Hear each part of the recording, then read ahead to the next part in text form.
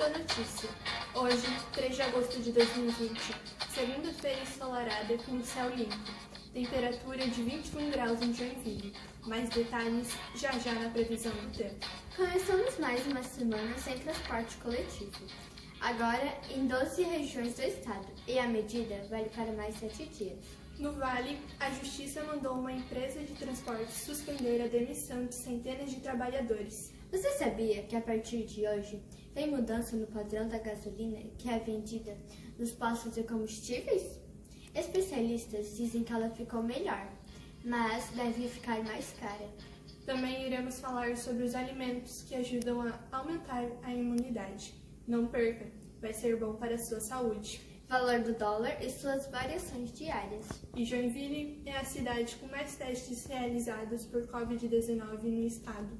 E hoje, no quadro Histórias do Brasil, falaremos sobre a vinda da família real para o Brasil. Isso é muito mais. Muita informação e notícia para você. E vamos direto começar com as histórias do Brasil. No início do século XIX, a Europa vivia uma grave crise política e militar. De um lado, o grande exército francês de Napoleão Bonaparte dominava o continente. De outro, a Inglaterra, com sua enorme armada, era a senhora dos mares.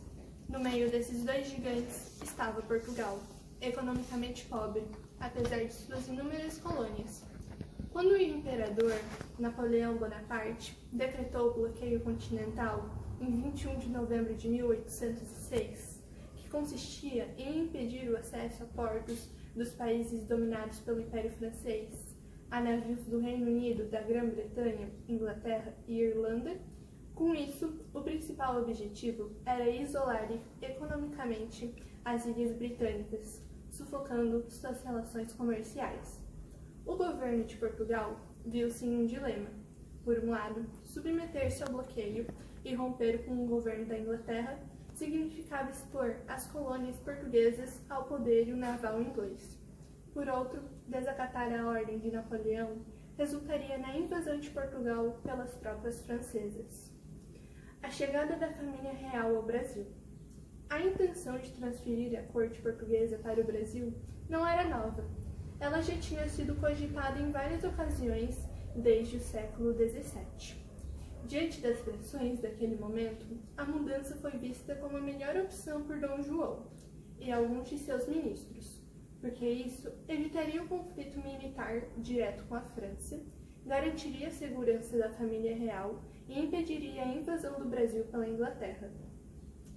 Em outubro de 1807, os governos de Inglaterra e Portugal negociaram a transferência da família real para o Brasil, que seria escoltada pela esquadra inglesa em troca de vantagens comerciais. No dia 29 de novembro, a família real, acompanhada de aproximadamente 10.000 pessoas, partiu do porto de Belém, em Lisboa, com destino ao Brasil. Nos navios, seguiram também grande quantidade de joias, louças, mapas, livros, arquivos oficiais e moedas. A abertura dos portos das Nações Amigas. No dia 24 de janeiro de 1808, o grande navio que conduzia o príncipe regente, Dom João, e a rainha Dona Maria I, bem como parte da comitiva real, atracou no porto da cidade de Salvador. Pela primeira vez, uma família real europeia pisava em solo americano. Dias depois, Dom João assinou o decreto que abriu os portos brasileiros ao comércio com as nações amigas. Ao abrir os portos brasileiros, o príncipe cumpria o acordo feito com o governo da Inglaterra. Os ingleses haviam se comprometido a escoltar a corte para o Brasil em troca do fim das restrições comerciais a seus produtos.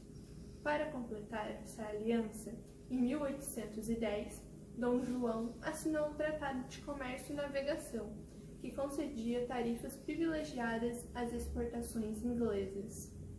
A abertura dos portos decorreu também do fato de o território português encontrar-se ocupado pelas tropas francesas.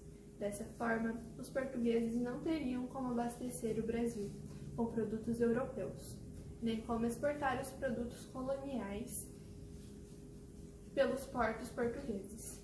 Assim, a Carta Régia de 1808 autorizou a entrada no Brasil de produtos transportados em navios portugueses ou de nações amigas de Portugal. O mesmo valia para produtos que deixassem a colônia. Para o Brasil, a abertura dos portos significou o término da exclusividade comercial com a metrópole, o Tratado de Comércio e Navegação. A fim de estreitar os laços comerciais e políticos com os ingleses, Dom João assina em 1810 o Tratado de Aliança e Amizade de Comércio e Navegação com o Reino Unido. Este tratado estabelecia o direito da extraterritorialidade. Isto permitia aos súditos ingleses que cometessem crimes em domínios portugueses serem processados por magistrados ingleses, segundo a lei inglesa. A permissão para construir cemitérios e templos protestantes, a segurança de que a Inquisição não seria implantada no Brasil e, desta maneira, os protestantes não seriam incomodados. Vantagens comerciais. O imposto de importação de produtos ingleses seria de 15%, ou seja, os produtos portugueses 16% e os demais países 24% em nossas alfândegas. O compromisso do fim do tráfico negreiro em vistas da abolição da escravidão. Agora, sobre as mudanças no Rio de Janeiro. A família real trouxe para o Rio de Janeiro o modo de vida europeu. A preocupação em mudar a imagem da sede da corte levou o governo a tomar uma série de medidas que transformaram a aparência e o cotidiano da cidade. Córregos foram canalizados, ruas passaram a ter iluminação e aterros e estradas foram construídos. Em 1808, criaram-se a imprensa régia, o Real Horto, a atual Jardim Botânico, e o Banco do Brasil. Em 1810, foi fundada a Real Biblioteca, atual Biblioteca Nacional, e em 1816 chegava ao Brasil a Missão Artística Francesa, formada, entre outros artistas, por Nicolas-Antoine Taunay e Jean-Baptiste Depède.